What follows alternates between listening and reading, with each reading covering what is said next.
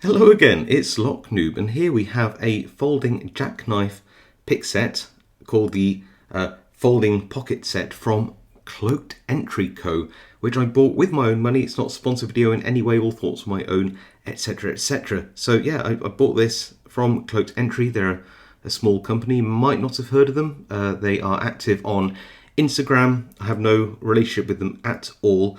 And I saw this folding pocket set for $24.95, which is around at the time of filming, and obviously exchange rates will change and all the rest of it, and it's not including shipping or import duties or anything like that, but it's equal to around £18.53 or €21.71. So for a 6-pick pocket pick set with a little belt clip here and a hole for a key ring or other loop, I think that's really reasonable. So I'm very curious as to how well this actually works in practice. Now you might be thinking to yourself, I recognize this RCS Tool Co.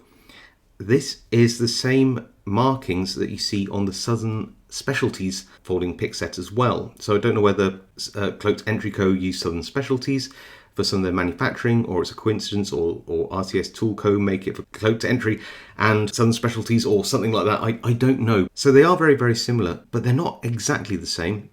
One thing I noted about this particular one is that I prefer the choice of pick tips in this tool than the Southern Specialties one, although to be fair, I've not reviewed the Southern Specialties one, so maybe I'll buy that off them at some point and do a bit of a comparison. But yeah, so far so good. And this is, I believe, a glass fiber reinforced nylon, which is very durable. And although it's kind of cool having the anodized aluminium folding picks, I actually really appreciate these, let's call them plastic cases on some of these folders, just because they're so much more, genuinely more comfortable to hold and just a little bit lighter. So yeah, as you can see, it comes with a singular tool for turning. You see it's got this sort of, I guess it's like a cam system here. It's basically just a screw that tightens. You release the lever, or lever locking system, I don't know. Then you can fold out whatever pick you want. I've got the flat top short hook here, and then you lock it back down. And you can see how there's a little metal stop there, which I think is a nice, neat addition to stop this going any further. So actually I haven't extended that all the way, so I'll just do that and lock it down. And once that's locked down, my goodness, does that hold really well. That's not going anywhere anytime soon.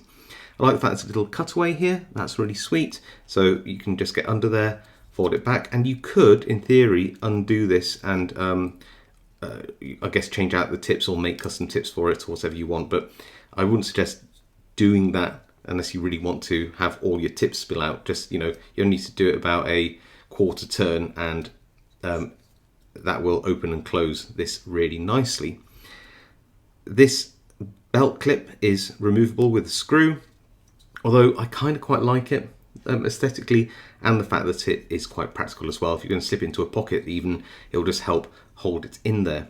Right, what tips do you get? So before we do that, let's have a look at this turning tool. It's quite broad. It's not tapered or cut or anything like that. So it's only going to get you into a certain amount of locks, but we'll come on to some conclusions in the end.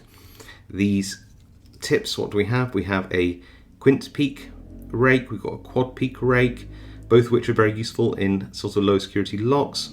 The classic half diamond, flat topped short hook, a spoon hook, which I've gone on record many times saying I just don't get. It's not my favourite profile at all, but some people seem to love it, so who am I to say?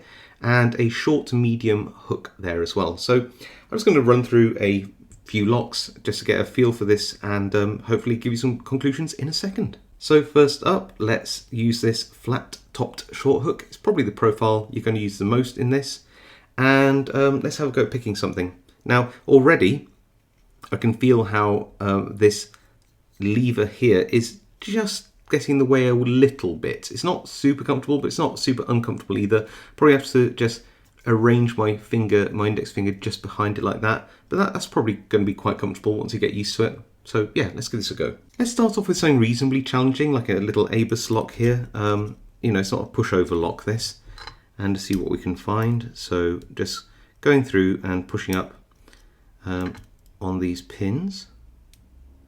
It's all feeling very nice. I can definitely get that nice feedback. Must get some. I'm on some spools now, so let's get some counter rotation. That's one there. Anything else further up? No, must be at the back. Another one there.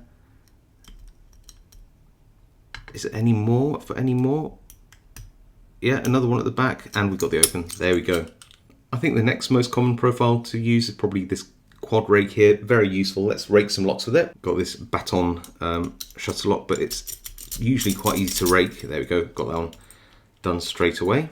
Go an extra peak with the quint peak now. Got a little laminated avocet lock here. Let's see if I can get that one open. Shouldn't take too long. There we go, that's one. Still with this quint peak, I've got this stainless steel avocet. No key with this, but I do like the lock. So let's give this a bit of a rake. Oh, already open. There we go.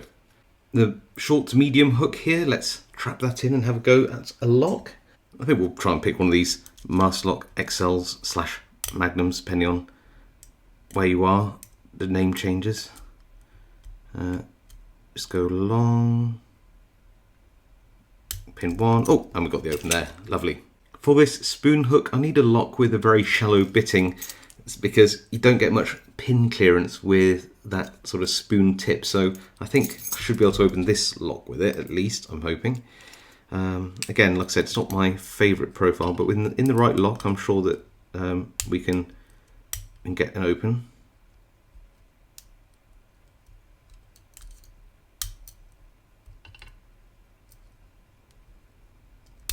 There we go.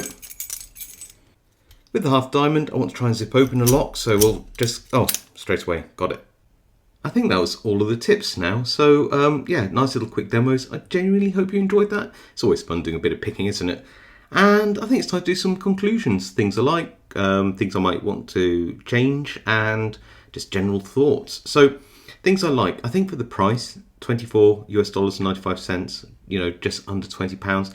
I think that seems like good value. These are nice, I think they're high yield stainless steel picks. They're very well tumbled and finished. There's no sharp edges, nothing wrong with that at all. Really nicely made. I think overall the choices of pick tips are excellent. Love the quad and quint peaks. Can't go wrong with the half diamond. Like this short to medium hook and this flat top short hook as well. All really good.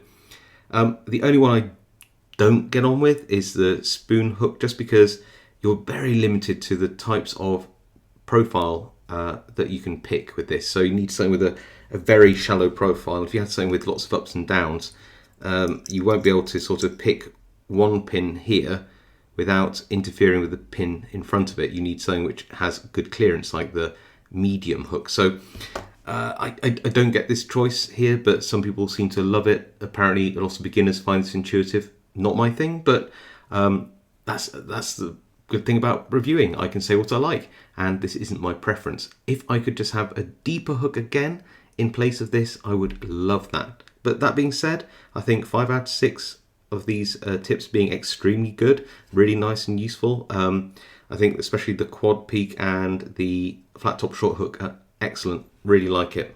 I really like the plastic. It's light, it feels durable and comfortable. I think that the overall design is actually really pleasant as well. I'm not sure what the sawtooth bits are for. I'm sure if you know, you'll tell me in the comments below, but it just adds a little bit of intrigue to the design, I guess. I think that the just the way that this lever mechanism works, it locks everything down really tightly. And I like that little metal stop. It goes all the way through. It means that the pick tips stop and don't go too far down, so you can get them with your fingernail.